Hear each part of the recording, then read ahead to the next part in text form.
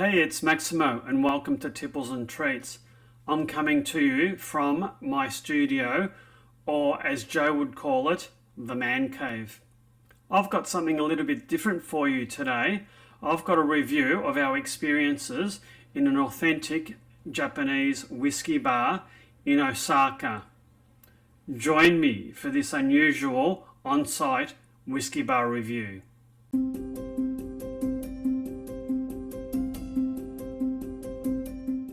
Joe and I were lucky enough to spend 5 weeks in Japan in March and April of 2025.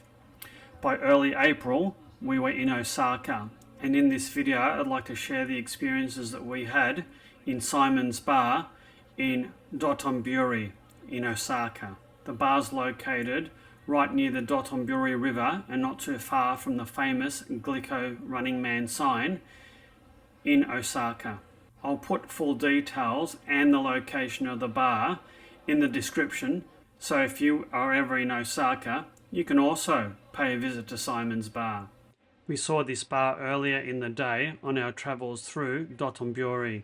We were drawn to it because Joe's brother-in-law also happens to be called Simon. We made a mental note of where it was located and vowed to come back here that evening. We found the bar, climbed the stairs to the second floor, and didn't know what to expect. Yeah, very dark in here. It was pretty dark in there, so please excuse the poor, grainy footage. We ordered a couple of drinks from the owner, Simon. There he is there in picture. Simon spoke excellent English, was a charming and superb host, and had an excellent knowledge of Japanese and Scotch whiskies. Joe and I ordered a couple of blended Japanese whiskies, and we just marvelled at how they cut the ice for the whiskies.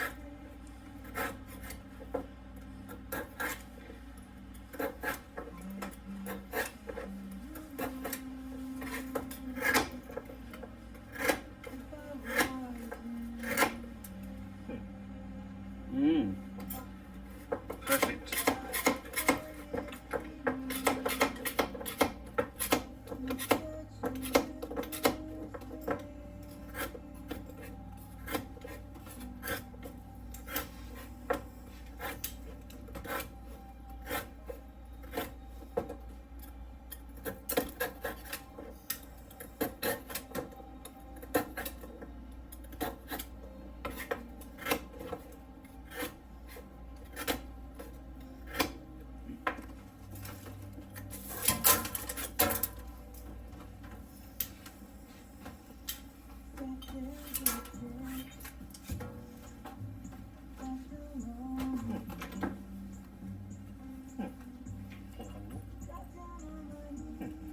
Another perfect one. This is the one that Joe's having, the Hibiki Blender's Choice. Other two whiskies, this is the smoothest, sweetest and nicest one. It was utterly enthralling watching the barman expertly cut those blocks of ice into magical diamond shapes.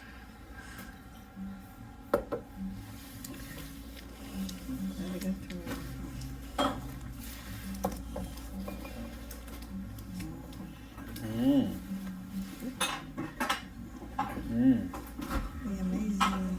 Look at that, it's Sculpture. perfectly shaped. Campai Joe, very dark.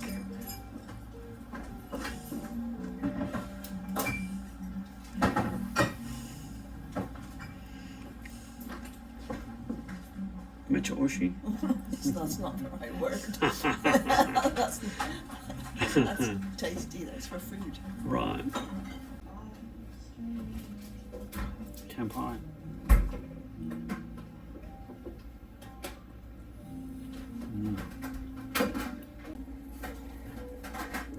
So that is the Hibiki Japanese Harmony Blend Whiskey.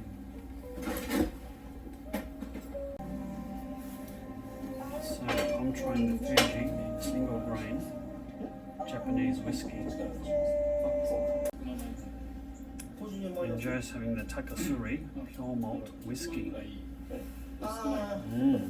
be interesting. Nice.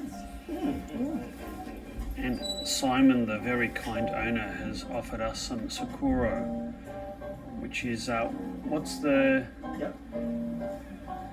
white wine cask? Yes. Sorry. Sauternes cask. Sauternes wine. You know. Sauternes. Sultana. Yes. Sultana wine cask. Okay. Gotta try that one.